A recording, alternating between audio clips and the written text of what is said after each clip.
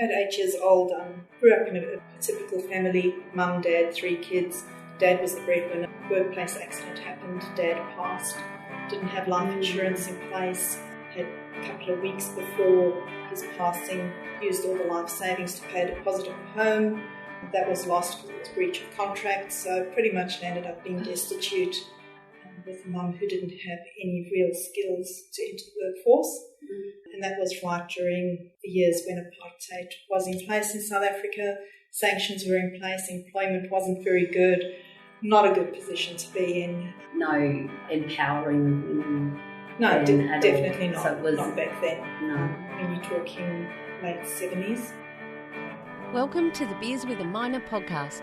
My name is Mad Mumzie and I've been driving the huge dump trucks in Australian open cut mines for over 10 years now. I wish I had $1 for everyone who said to me, "How does a little thing like you drive those big trucks? Oh, you must be rich. How do I get a job doing that?" My mining friends are asked these questions all the time too. This is what started the Mad Mumzie journey to share stories and tips from living a mining lifestyle and to let others know what it's really like. Tune in each episode as I sit down for a relaxed chat, usually over a few beers, with a fellow miner. Women and blokes with various experience, roles and opinions share their lessons and stories with you. Not everyone is cut out to be a miner, but why not? What does it take to thrive and survive in this industry? Now, let's dig in. Get it? Dig? Mining? Oh, crack me up. Hello and welcome to episode 61 of the Beers with a Miner podcast. In this happy hour episode, I speak with Monika Ponmoon, that's Monika with a K, and Monika is the new financial advisor for our sponsor, Bantax Accounting Group. I had a great afternoon meeting Monika over lunch, and then we went back to the office, the Bantax office here in Mackay, to learn all about why she's been so passionate to help us to do the best we can with our money ever since she was 8 years old. That was a real surprise to me. Yeah, you heard it right, 8 years old. Growing up in South Africa puts a whole new perspective on it, I suppose, but it doesn't matter where you are. What happened to her dad and then her family really tore at my heartstrings, and it helped me to understand where Monika was coming from. Like I say, it really doesn't matter if it was South Africa or South Australia, where I'm from. What happened to her family is a big lesson for all of us, and that's why I really think this episode is going to be so valuable for you.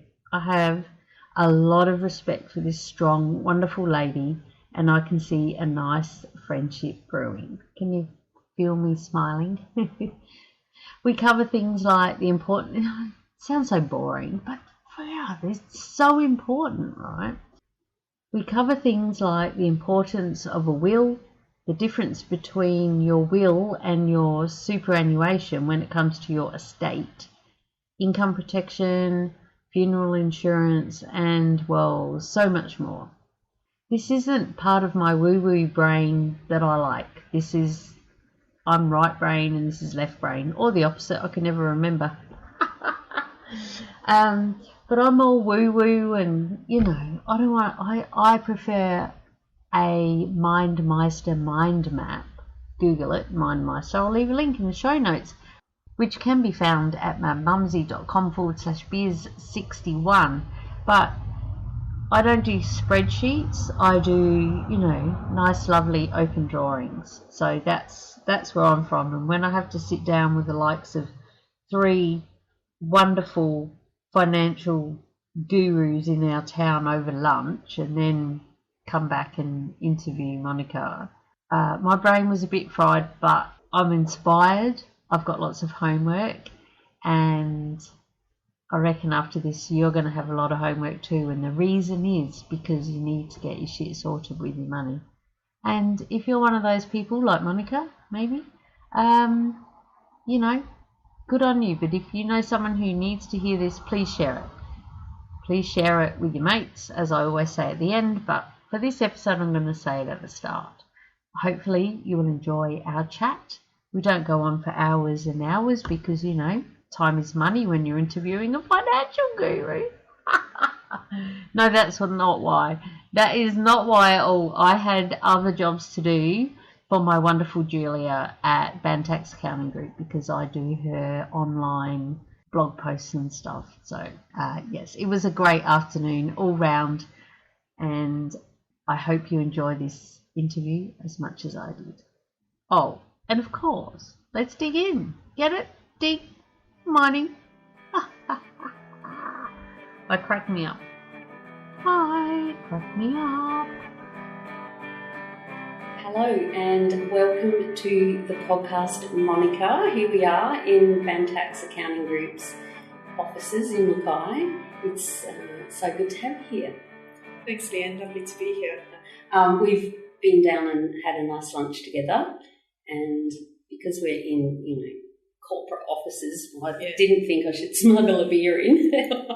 Yeah, probably not a good image, but it would have been welcome. It would have too, wouldn't it? But luckily we did have one over our lunch, so we're fine. So I'm sitting here with my water. What a good girl. Speaking of beer, before we dig into the episode, do you get it? Dig, mining. Yeah, I get it. Crack me. The first question I ask, sometimes it's the last question because we just go straight into it and I forget and we say it at the end, but since this podcast is called the Beers with a Minor podcast, I like to ask my guests what's their favourite beverage. It might be beer, wine, spirit, or perhaps even a cup of tea. What is yours, Monica?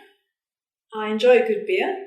Kind of partial to Great Northern at the minute, but having said that, with summer coming up, I do enjoy a good gin and tonic as well. Tonic water seems to help with mosquito bites, which can be a problem here in Mackay, so it's a good excuse to drink. Wow, really? Well, I didn't know that. I don't think it's scientifically proven, but it seems to work for me, so it's all good. So as it's coming out of your pores, That's me. Do you have it in a short or long glass? Normally a long glass. With ice? Yeah, with ice, slice of lime. Yeah. I can hear it tinkling now. Mm-hmm. We might go back to that restaurant around the corner now. Yeah. Okay, so let's start with your story. You are a financial planner. Correct. So what made you want to be a financial planner? Let's start with that.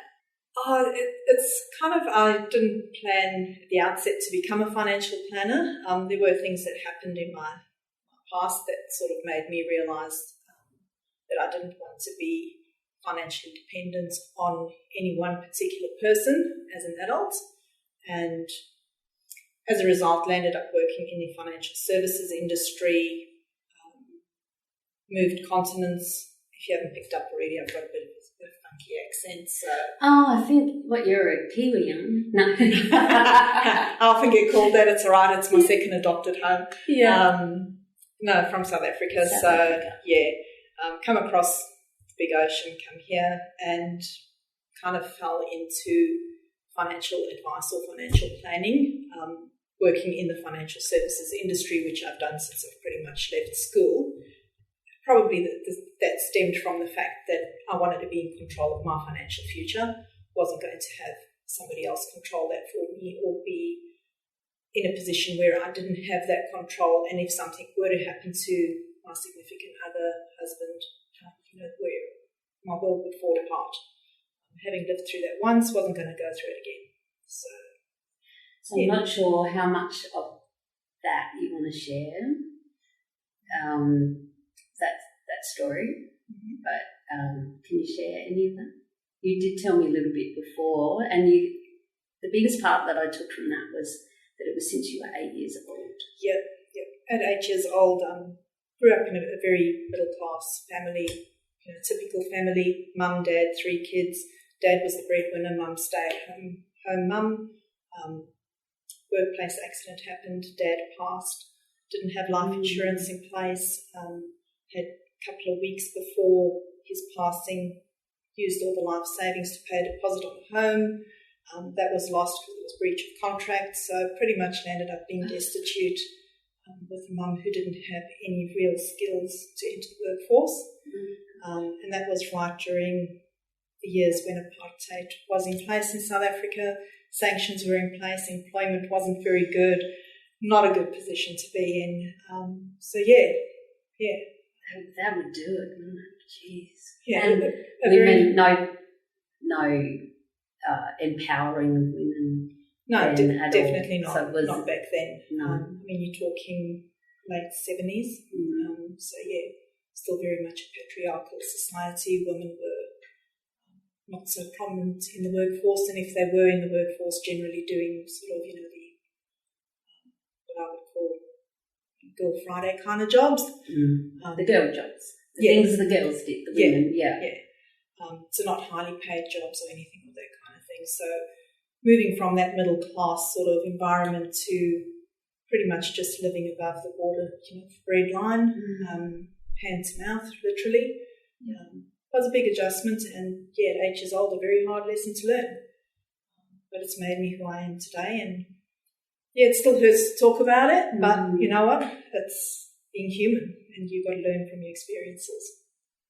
Thanks so much for sharing that with us. I really appreciate that. So from there, is that when you then went to New Zealand? No. With family? Or? No, we stayed in South Africa. I only moved across to Australia 13 years ago now. Grew up in South Africa and then come across here, but I've got a lot of Kiwi friends, and because they always confuse me for a Kiwi, I've just adopted New Zealand as my second home. Right, so you haven't actually gone, okay, sorry. No. Visited there a few times, but I haven't been there yet, and I'm from South Australia, and so people always ask me where I'm from. You from England or New Zealand? I'm like, no, I'm from South Australia. That's where all the Poms went to live when they, came across on the boats and all of that, and there's a lot down there. So I understand that. I say grant instead of grant. Yeah, exactly right. The little and maroon, not maroon. Yeah. Well, I say maroon. See, oh, do you? Yeah. Okay, all right. Yeah. Well, there you go. That's it. We're all different, and that's what makes the world go round. Exactly right. Yeah. Here's a good segue. Speaking of difference, so you're a financial planner, and Julia, who has been on the podcast before, I'll leave a link to Julia's episode in the show notes, which for this episode can be found at madmumzie.com/beers61. That's number 61. To listen to Julia read us the riot act, just mine as well, me, but she's an accountant, right? Yep. And a very savvy businesswoman, and she's many hats, but you're a financial advisor. Yep. So what is the difference between a financial advisor and an accountant? Accountants deal primarily with your tax issues and looking at legal ways to minimise or reduce the amount of tax you pay. We, on the other hand, as financial advisors, look at your financial goals and how we get you from where you are today to where you want to be, and start putting plans in place for you to get there, whether that be putting your kids through school, purchasing an investment property, or paying off your first home before you retire, or having a comfortable retirement, whatever that comfortable is to you, because it's different things to different people, is what we look at. We also look at ways of how we protect your assets, your lifestyle, and make sure that your kids don't go through what I went through as a kid. So if something happens to you, your kids are going to be well looked after, and their lifestyle isn't going to be turned on its head. So that's where we come in, and we look after your wealth side of things. And that's something that, as parents, we leave a legacy to our children. We don't want that to be here. Yeah. All the things we didn't get done that we should have done. Mm-hmm. So you mentioned earlier about the lottery of life, and how we just never know when your numbers are going to come up. And we were talking about at lunch how I like to have a little go in the lotto each week, because it keeps me hopeful that, I'll be good in a minute. But the lottery of life is different. Yeah, exactly right. You don't know when your number's going to be called, and all you need to do is look at the news lately, and you see younger people dying. Car accidents happen. People die in car accidents. Doesn't matter what age you are. It could be a no-fault accident. It could be, you have a blowout riding down Bruce Highway at 100 k's. You could be, having an accident by yourself, for argument's sake, and leave something behind, or you don't want to be leaving a mess behind, you don't want to be leaving people destitute behind. So it's a case of making sure you take control of your future beyond from the other side. And one way of doing that is making sure you have a will in place. We don't like to do it because it means we're going to die. It means we're acknowledging we're going to die at some point. And that's probably the biggest hurdle for any human, is to acknowledge their mortality. But it's a very important one to acknowledge. It's sad to think about, but it's life, it's reality. Yeah. And we're going to, sometimes put the big girl pants on and do those things and can't get to blame. So can I ask you a question? Because I had a will done when I first left my past life, as I call it, when I first started in mining, and I got it done in an office down in New South Wales. Paid and went into a place, and I've got it in my filing cabinet. Yep. Is that enough? Because I've never been back there. That was 15 years ago. If there's been no significant change to what you want to have happen with your assets when you pass, then it's fine. Okay. How do they find it? Well, ideally you've nominated an executor, and you will have told your executor hopefully where they might find it. I don't know. Well, they know where in my filing cabinet. Yep. If something happens, go there. Yep. So I guess that's one thing. Yep. Yep. So that's typically where they would go, find it, pick it up, and then start working with it from there. Right. So when you die, there's not a spreadsheet of that's ridiculous. But do you know what I'm trying to say? The will people aren't going to come and say to my kids, well, here, your mum did will with us 15 years ago. They have to know where it is and find it. Physically find it. Generally, the onus lies with whoever the executor is to locate the latest will and then carry out your wishes from there. Okay. So can you talk about some of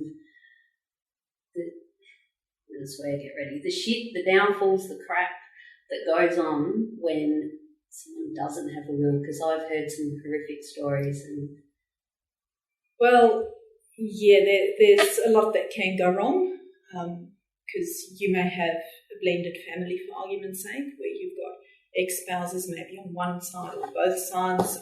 You've got parents that might want to get involved. You might have minor children or adult children. They're all going to want a piece of the pie, so you might end up with them having a huge big bun fight once you're gone to the other side, because they all feel entitled to a piece of whatever's left behind, and in what proportion they get it.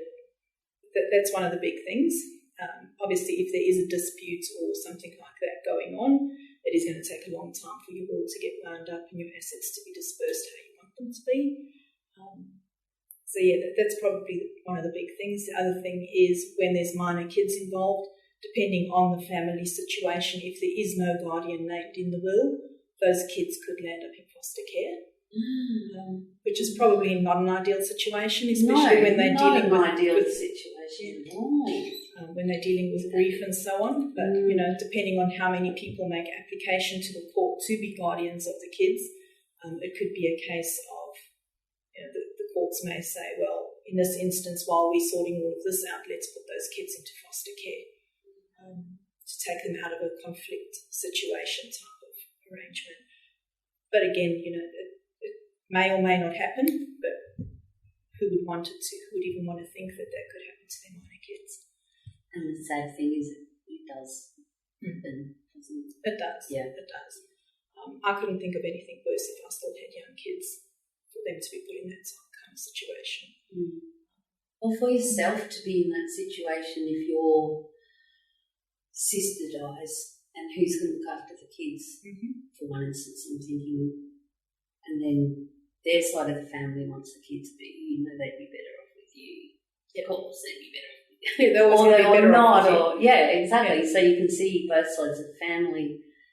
And even within families, obviously, as well. The grandparent might think they'd be better than the deadbeat dad or the deadbeat mum.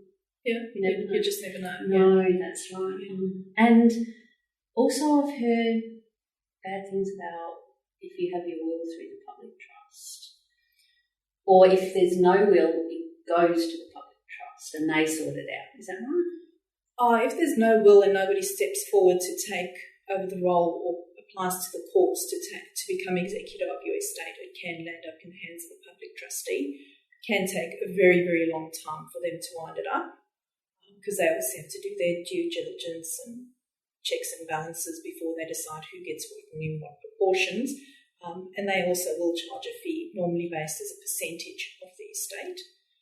So normally, you can go to the public trustee, you can have your will drawn up through them, they won't charge you for it.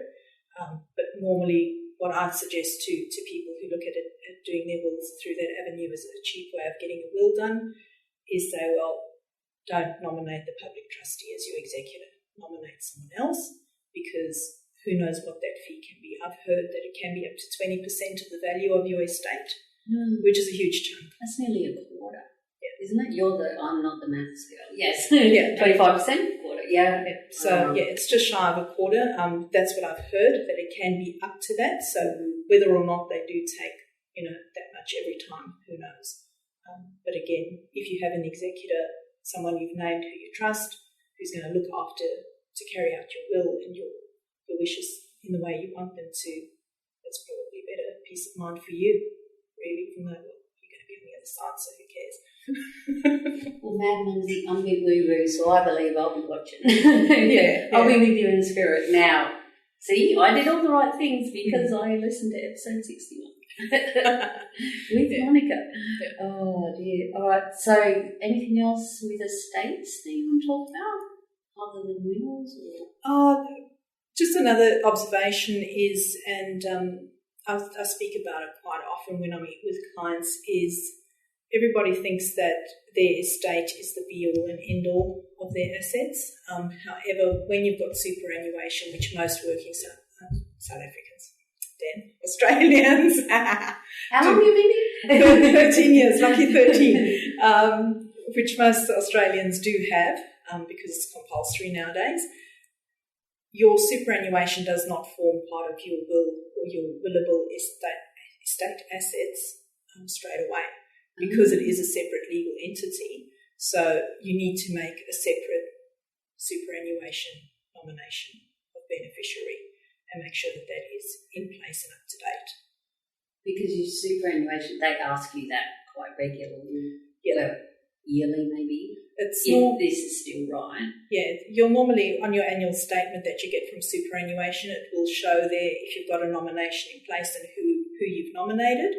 Quite often they do require them to be updated every 3 years, but there are some superannuations out there who offer what we call non-lapsing nominations, which means once you make it and put it in place, it's going to be there until you change it.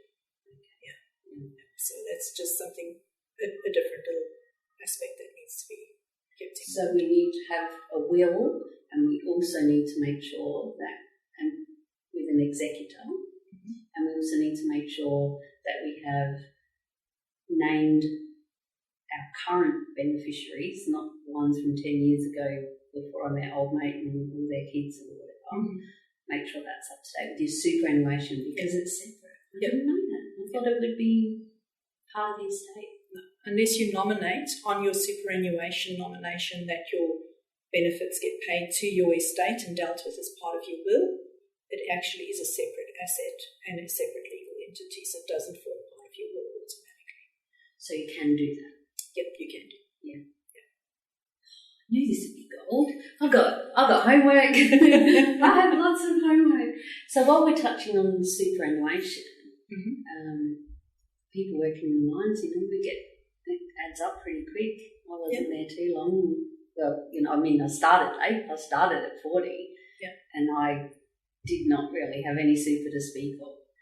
But it soon starts to add up when you're earning more income, and it's a percentage of that income that goes in. So, you got anything you want to say to us about superannuation? Firm believer in making sure that you look at your super as your retirement nest egg, treat it as your money because it is your money.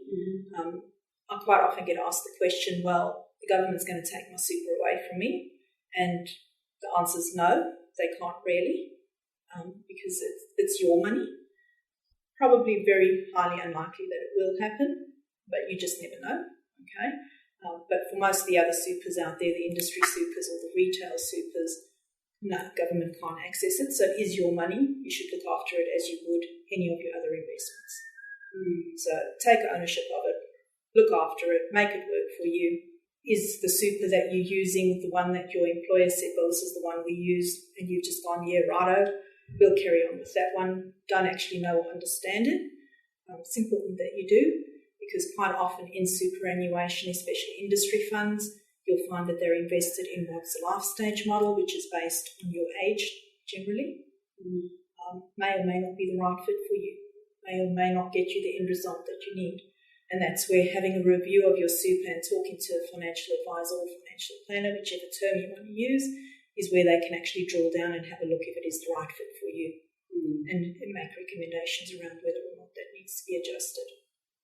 Because there's more to it than just your age. Like, oh, you're nearly 50, so therefore you've had your kids, there's this, that, but everyone would be different in your stage of life within your life, if that makes sense. Does that make sense? Is that what you mean? Yeah, that's exactly what I'm saying. I mean, you may have somebody, when they draw up or put together their life stage models, they'll say, okay, we expect every 50-year-old to have kids that have left home. They've probably still got a little bit of a mortgage, but they're quite affluent in terms of they've got money in the bank or investments or whatever. So we don't need to take as much risk with their super, because theoretically they should have a balance of 150 or 200,000. Reality is you might be 50 years old with only 50,000 in super. Well, you need that 50,000 to work extra hard for you, because you don't have all the other bits and pieces that have been assumed for you. Like a house. Yeah. So you might need to take a little bit more risk with your super to get that better growth, to get where you need to be when you retire. Or it could be a case of, well, maybe I don't want to take that extra risk, but what other ways can I grow my super? One of the ways you can grow super is looking at making extra contributions. And that's where quite often it becomes working with accountants, where we look at what's going to be the best tax outcome for you when you're on one of the big mining salaries. How do we best get that money into super for you in a way where we can reduce your tax liability? So you're going to pay a lot of tax too. Yeah. Well, if you're not doing it right. yeah, exactly right. Yeah. And this is when it becomes really important for financial advisors and accountants to work closely together for a common goal with the client. So at the end of the day, we want to get you in the best financial position, not only from a wealth point of view, but we need to look at the tax side as well, because you can't focus on one without the other. So, say for instance, if someone listened to this episode and said, Monika with a K is my go-to girl for financial advice or financial planning for the future, but I really like my current accountant. Do you work with other accountants, or do they have to come and see Julia and because you're a team? Or no, they can still keep their accountant of preferred choice. Obviously, if they don't have an accountant, they will be referred to band tax accounting. But yeah, they can still work with their preferred accountant, and I'm more than happy to work with accountants. So I have worked and will continue to work with other accountancy firms for common clients. That's good. Yeah, because I've always wondered about that. Now for a word from our sponsor, Julia Hartman and the Bantax Accounting Group. Julia's my awesome accountant. She's written 2 books with financial expert Noel Whittaker, and she's got a passion to help us miners make the most out of our hard-earned cash. She's got heaps of tips and make sure that we get every cent we are meant to get, and is right on the ball with everything. If you head to bantax.com.au/miners, that's BANTACS, you can download a free booklet all just for us miners. And there's also a spreadsheet in there that helps you check off what tools you have for your trade, like your isolation lock, work boots, 7 shirts, all of these sorts of things, and you can weigh them up and it'll tell you if you qualify weight-wise to claim your trips out to work. And that's just one of the things that they've got over there. So I strongly urge you to head to bantax.com.au/miners and see what they can do and find your nearest office as we come up to tax time. They're really on the ball, know what's going on with the tax department, and there's heaps of other free information like property investing. If you really plan on doing some great things with your money, you want to do that, right? If you want to sell your house, can save a lot of money if you find out what to do first rather than in hindsight. And Julia, she'll, make sure you get it right. And if you do it wrong and then go and see her, she'll up you in the nicest possible way, because she really cares about us and wants us to keep our money and not give it to the tax department. Anyway, head over to bantax.com.au/miners and tell them Mad Mumzie sent you.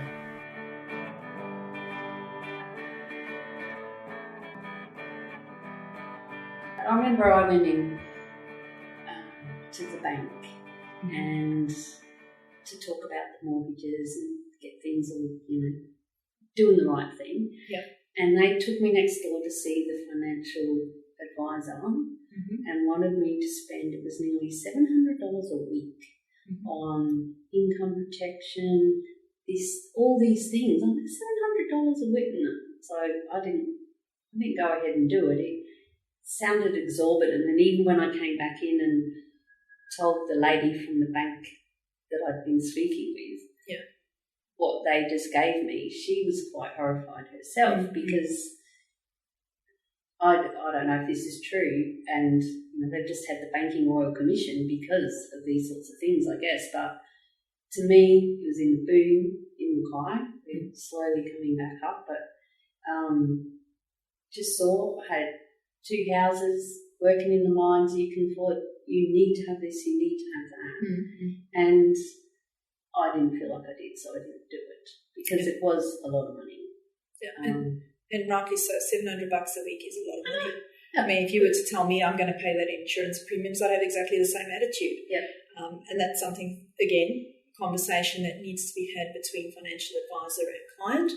Is in the ideal world, this is all the cover you should have. Yes, it's going to cost you $700 a week, but is that what you can actually afford? Is that what you're comfortable with? Because while insurance is important, I'll have the view that it's only good if it's not taking food off your table. So you've got to strike that balance. I mean, we don't hesitate about insuring cars, insuring physical material belongings, but if something happens to us, ourselves personally, what do we have if we're not earning an income? So a lot of people rely on their super for insurance. I know Julia has told me off for that because there's so many things that aren't covered. Correct. Yes. And during the conversation over lunch, I heard an interesting chat about if you are covered, like you get this extra bonus if it's bonus if you're dead, right? But if you have an accidental death, you're like, I think with mine I might be covered for so much, but if it's accidentally, I get more, or they get more because I'm not here. But then you ladies started talking about what constitutes an accident and what a grey area that can be, and I'd never heard that one before. Correct. Accident policies are out there, and they do cover you if you do die in an accident. However, there's normally quite strict criteria around what constitutes an accident. Some of them, as you heard over lunch, it is you've got to die at the scene pretty much. So if you don't die at the scene, well, no, you didn't die as a result of the accident, even if you died 2 or 3 days later. Or they took you in the ambulance to go to hospital, die at hospital. Yeah, exactly right. Fine print. It's a fine print, and there are a lot of them, and there's a lot of variations. So there's no one sort of brush that covers them all. You've got to look at each one of those policies individually to see if they're actually worth the paper they're written on, the premium that you're paying at the end of the day. And that's where bringing those sort of things to come and see you or a financial advisor of their choice. Like, we're not saying you have to come here, but I'm saying come here. That's why it's important to go and have that discussion. Exactly right. And there's a lot of grey area in terms of the insurances, the default insurances inside super as well. when you've got your default cover inside super, you're not the policy owner. The trustees of that superannuation fund are the policy owner, so they are in control of your policy. So if they need to have terms and conditions changed because it's going to get them a cheaper premium rate for 1,000 or 2,000 members of an industry fund, they can do it. You don't really know about it. Yeah, you might get a little email or a piece of paper in the mail that says, hey, we've made a change to your insurance. If you want to find out more, go to this website and click on the link. And how often do we do it? Oh, we're meant to, though, aren't we? You're meant to. We should. You're meant to. And legally, the super fund and the trustees have met their legal obligation because they've informed you that there's a change. The fact that you haven't gone and actually had a look at it, well, that they can't hold your hand and force you to. So, so again, your insurance is inside superannuation. Sometimes they're necessary and sometimes you have no choice but to have them for whatever reason. It could be affordability, it could be health reasons, it could be the occupation you're in. So it could be any number of factors.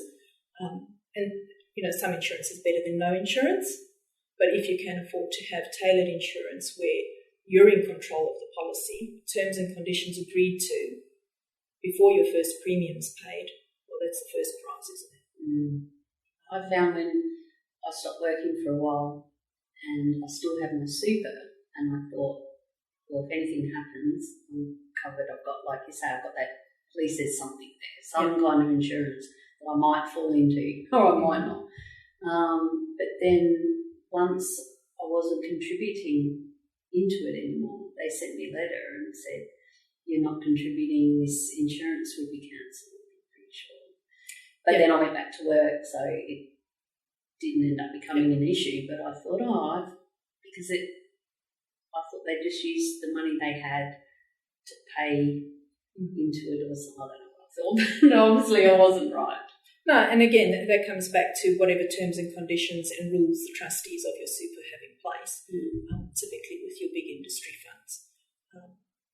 In recent months, from the 1st of July this year, so probably in about May, June, members of superannuation funds where contributions haven't been received for 13 months would have received notification to say, if you don't receive a contribution or if you don't send a little letter back to us telling us you want to keep your insurance in super, we are cancelling it from the 1st of July. It was legislation that was brought in. I received one of those letters for one of my super funds that I've got. Yes, I know I'm a financial advisor. I've got more than one super. Because that was one of my questions. Are we meant to do how do you find mysuper.com or something? That's gold. Yeah. It shows that you're a real person. Yeah, it does. Is that on your list of homework that you just haven't got around to? It was actually done for a specific reason, which is why I do have more than one super fund, but that reason no longer exists, so it is on the list to do to actually consolidate that and get it to one place now. Even financial advisors sometimes have more than one super. So from 1st of July, new legislation passed that if contributions weren't received, insurances were to be cancelled. I got one of those letters, sent it back to my super, made sure that I've got my insurance still in place because I do have some insurance through my super, again, specifically done for specific reasons. But I can bet your bottom dollar there's a heap of people who would have looked at that letter and gone, what the? File 13 in the bin, who cares, I'll get to it tomorrow. And they're potentially sitting with little or no insurance right now. So, again, something we need to understand and have a look at on a regular basis is how does our super and our insurance work and how do we use that to make sure that we are getting where we need to be for our financial future and the future of our beneficiaries if we happen to pass. So it's about knowing where we're at and staying on top of it, not just carrying on. Correct. Carry on. I don't know if that's the right word. You know what I'm trying to say is it's just, I got super, I got this, I got that, but to go in, like they say, ring up your telephone people and see if you can get a better deal. Every time I ring up to get a new phone or something, I end up with paying less because clearly I've been paying more. Yeah, more than you should, Well, they say loyalty costs because they know you're going to stick with them, so you get charged for it. They get charged for being loyal. How does that figure? Right. Yeah, they never ring you. Oh, hi, this is Telstra here. We're just letting you know we could save you $50 and give you a new iPhone 6. Yeah, righto. Sure. It's what happened to me. Exactly. Yeah. And then I realised my phone that I have is later than an iPhone 6 anyway. Dodgy advisors. Are there, financial so-called gurus in the past? I know there was a big mob up in Townsville. I remember seeing their offices and heaps of people lost a lot of money, and so it's hard to build back trust. Did you find that affected your industry? Yes, it has, and there definitely has been a fair bit of fallout with the Royal Commission as well around investigations into financial services and banking. Financial advisors have had a bit of a hard fight for the last while in terms of retaining and building credibility. With the changes that have happened, a lot of those dodgy advisors will have been flushed out of the system. There are new education requirements that are coming in, which is again going to make it moving financial advice just from being a job or an industry into more of a professional environment. So we'll be required to uphold similar standards as what accountants and solicitors do, which I think is a very positive move for the industry, because at the end of the day, the person you're sitting across the table with and talking about your financial affairs is someone you've got to have complete trust in. Because if you can't trust them to help you get to your financial goal, well, there's a problem. Yeah, that's right. And you want them to be across all the latest updates and law changes and legislation. That's the word, isn't it? Legislation laws. Yes, same thing. It sounds so good. I like that. Yeah, which is why I love Julia and Bad Tax, our sponsor for the episode.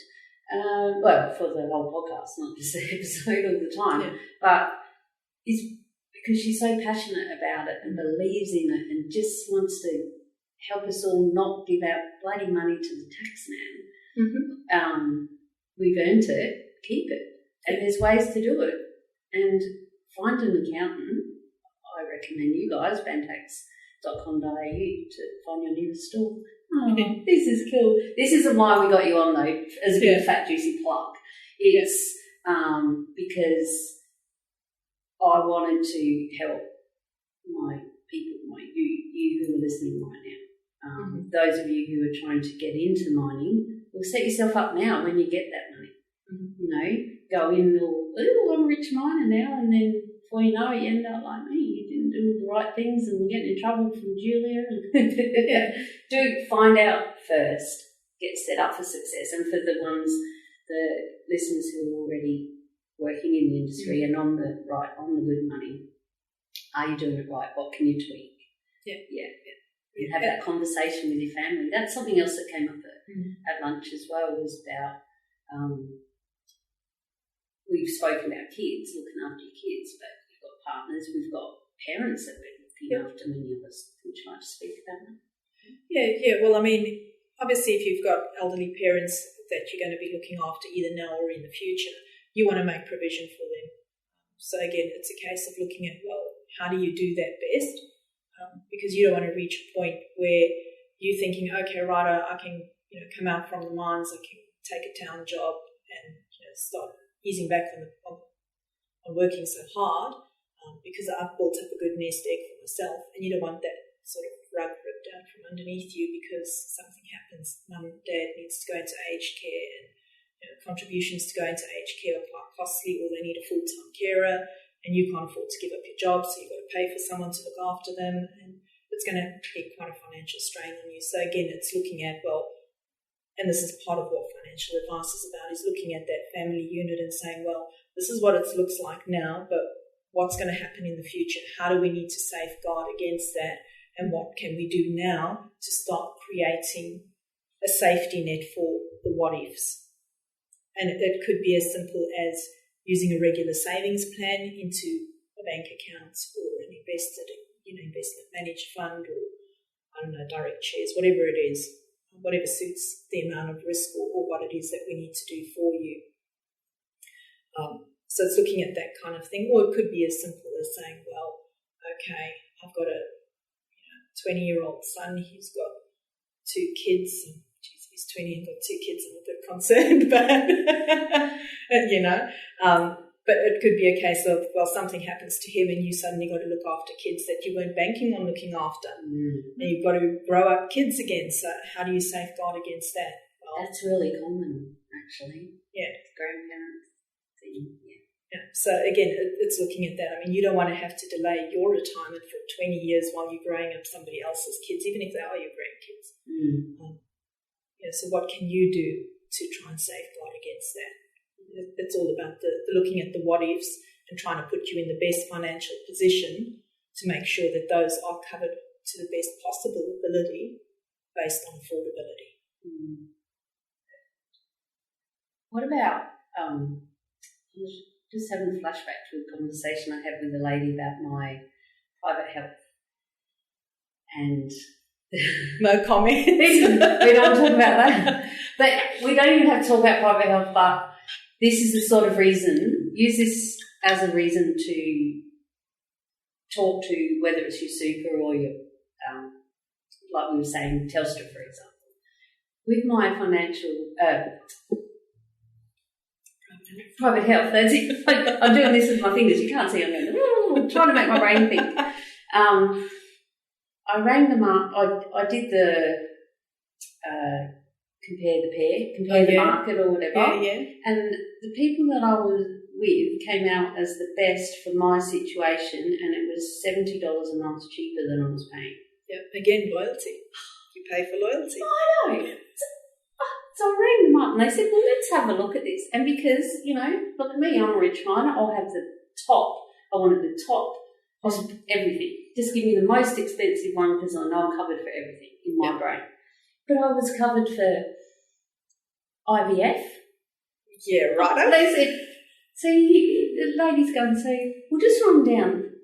Are you planning on having any more children, dear? I laughed. I said, don't be ridiculous. No.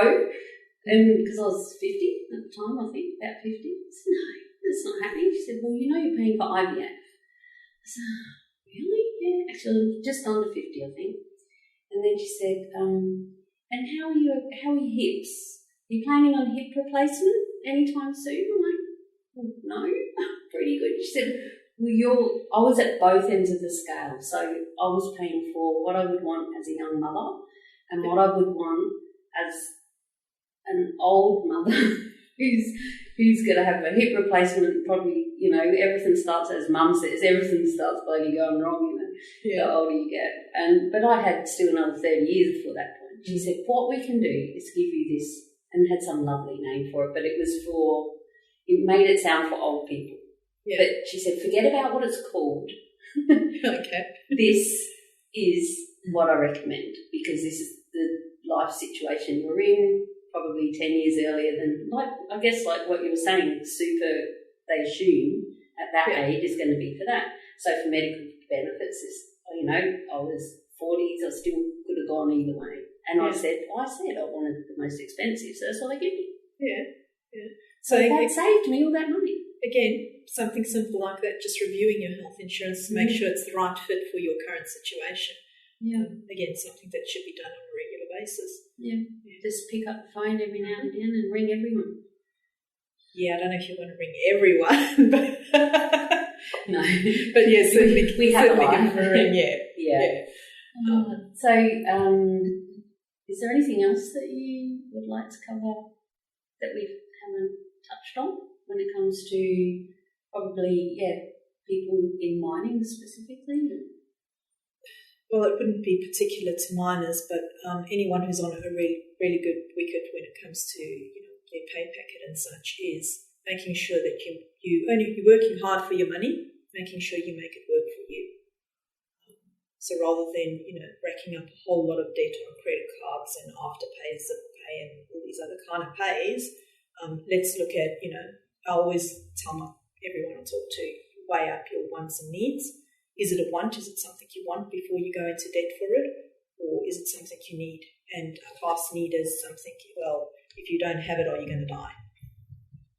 Oh, now you sound like Julia. So if you're not going to die, then rather squirrel some money away until you've got the cash lump sum to go and get what you want, because cash is still king and you can negotiate a better price. Mm. So, and while you're squirreling that money away, you can be earning interest on it. So, you're making that money work for you rather than paying somebody else an exorbitant amount of interest.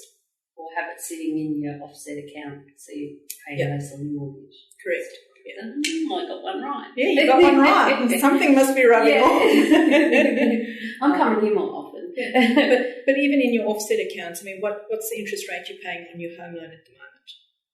I actually know because I had a look yesterday. Okay. 4.91. 4.91. Okay.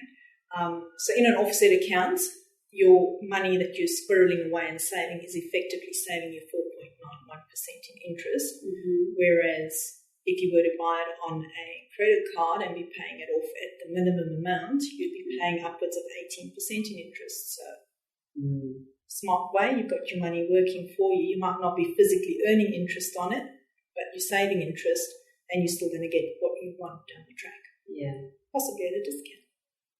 What was that bit? Possibly at a discount because you're going to have the cash to negotiate that. Oh, I like you so much. This is cool. One more thing, and then we might start to wrap up, I think, is the afterpay and going for a loan. I also heard this, because you have a bit of banking background as well. Yes. So I heard this, you shared, because I had never heard this before. Alrighty, so I have in a previous life worked in a bank as a financial advisor in a bank. So I may have been that person that said to you, you need $700 a week on your insurances. Because you didn't get the commission. Nah. I've always been about striking that balance between affordability and what you actually need. Yeah. But having worked really closely with the bankers in the banking environment, with your afterpays and zip pays, a lot of people don't look at them as credit facilities, but they get treated the same when the banks are looking at it to assess your loaning ability. If you're applying for a home loan or anything, you do have to declare that you've got these debts with your afterpay and zip pay, which can impact how much you can loan or whether or not a loan even gets approved. As we heard at lunch, through one of the motor vehicle finance groups, if you've got an afterpay or zip pay, it's a straight up decline. They won't even give you a car loan. Yes. So, just something to be mindful of. Yep, it's easy money, but it's going to come at a cost somewhere along the line. It's going to bite you in the bum. So they don't look at store cards that bad, because that's kind of like a line of credit, isn't it? Yep, so that would that's like a credit card. It would get treated the same way as a credit card, because generally with your store cards there will be an interest component and a minimum repayment that you've got to make. So it is, like you say, almost like a line of credit with the store. Whereas afterpay is take it home now and just pay it off. Like lay-by in reverse. Yeah, pretty much, yeah. And online. You don't even have to go in the store and pay the lady. Wow. Thank you. That's amazing. Oh, that wasn't too hard, was it? No, it wasn't too hard at all. It was actually quite good to be able to just talk freely about a lot of things. Yeah. And I mean, the things that we've covered is only a small portion of what financial advisors do. There's a whole myriad of different things that we can help with as well. Yeah. And I guess, do you do personal finances, business finance as well, or is that a different sort of advisor? It all depends on when you say business advice, what we're talking about there. If you're talking about, like business plans and how to grow your business, probably more suited to an accountant's place, because that's dealing with that. But where we're looking at, if you've got a business in place and there's one person that's critical to making sure that that business runs, well, then we can look at how do we ensure if something happens to that particular person to make sure that the business can still continue into the future. Or if you've got agreements between different parties that are unrelated, so let's say you and I were to go into business because we're not related, how do we cope with a situation if one of us were to fall off the perch? You probably don't want to be in business with my husband. I might not want to be in business with your partner. Oh, the real miner. Or vice versa. So how do we make sure that if something were to happen to me, for argument's sake, that you could buy out my share of the business so that you're then in control of it? So again, it's about control of the. So if you're in a business, you need to know where you stand within that, the financial realms of that, as well as your own personal banking, as well as your family, as well as the kids, as well as mum and dad, and everyone. There's so much to it, isn't it? Yeah, it is. It's a very wide field, and we can go across the whole lot of it, really. Yeah. Well, welcome to Mackay. You've been living here for a while. 13 years. Oh, you've been here for 13 years. You just said Australia. Yeah. I know you're new with Bantax. Yeah. So that's a new role. So look forward to seeing you more often because I love these offices. I'm going to come in here and record my podcast. Hey, if not, why not? Why not? And there's a nice little bar around the corner. Yeah. We might say goodbye and pop down and have a drink. Yeah. Thanks so much, Monika. It was awesome. Thank you. Cheers. Cheers. Hello again. Well, what a great conversation. I have so much homework to do now with my finances. How about you? Did you find some value in there? And do you have some things that you need to tweak? Perhaps talk about with your family or your partner or your accountant or your financial advisor, or perhaps with Monika.